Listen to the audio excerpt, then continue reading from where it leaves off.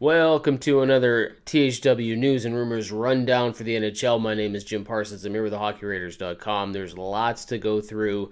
It is the week of, March 5th to March 12th. We're right in the middle of March, or getting there anyway. Lots to talk about as the NHL trade deadline approaches.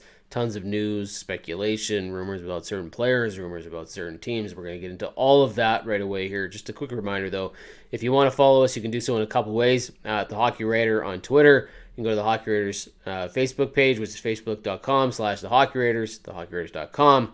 Sign up for the morningskate.io newsletter. You can join the YouTube page. There's lots that you can do, lots of ways to digest the content that we're giving you. But in terms of NHL news and rumors, we're going to focus on a few stories today. Lots to talk about Ben Chiarot. There was a funny little thing. I guess it's not really funny, but there was a fake account that suggested that Jeff Petrie and Ben Chiarot had both been traded to the Toronto Maple Leafs. That's not accurate. That didn't happen. Obviously, that didn't happen.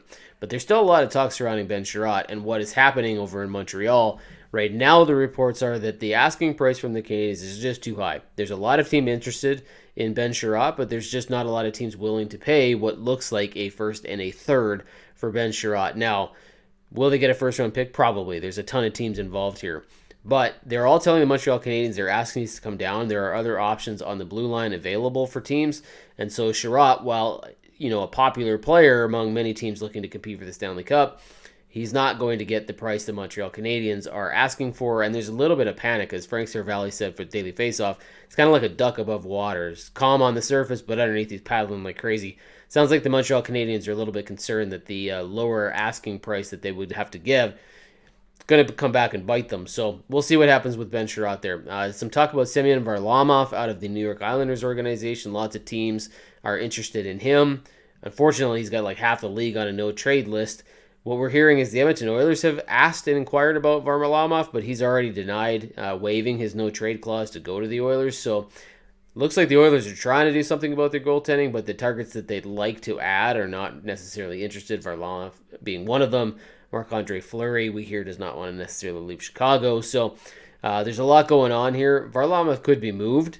He's not the cheapest player in the world, $5 million for this and next season, but he is popular. We'll just see if he decides he wants to go anywhere. Jakob Chychrun news, about 8 teams, says Darren Dreger of TSN, are involved in these conversations. Boston, Anaheim, Los Angeles, St. Louis, Florida. Lots of teams here. Sounds like there's some pretty good offers coming here. Arizona doesn't want to move Chychrun. They're actually not interested in trading him, except they would if the trade is so good that it's hard to turn away, which could be what happens here. And Dreger says this could go right down to the wire on March 21st. Could be one of those trades that happens at the very last minute, so we'll see if that happens too. Talk about Rasmus Ristolainen out of Philadelphia.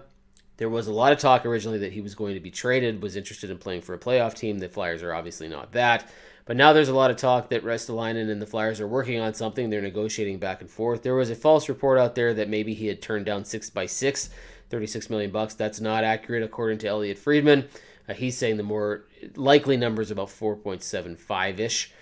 He's just saying the negotiation back and forth, there's some numbers being tossed around here. Sounds like Ristolainen might stick in Philly, but if it doesn't get worked out, he could go at the trade deadline. We'll see. My prediction, actually, for a defenseman to watch here isn't necessarily Hampus Lindholm out of Anaheim, although I think he could be moved. Ben Chiarot, I think, will go, just a matter of what. Chychrun could go. Mark Giordano, watch him out of Seattle. Here's a player that a lot of teams would be interested in. Yes, his salary is high, but the Seattle Kraken would be very willing to retain salary on this deal.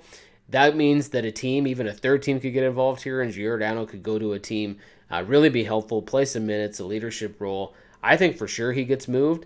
He might be a guy that you go to as plan 1A or plan B if the guy that you really want falls through. There's too many teams competing for him. So watch for Giordano. I have a feeling that he's going to get moved here. I think he will be moved. It's just a matter of what team gets involved or teams. So he's a player I would suggest keeping an eye on. All right, guys, that's going to do it for us this week. We'll keep you posted. We'll probably have a couple more of these videos coming out here before the trade deadline. We'll definitely do one on trade deadline day just to keep you up to speed on it all. But this has been another THW NHL News and Rumors Rundown. My name is Jim Parsons here with the Hockey Raiders. Have a fantastic week, everybody.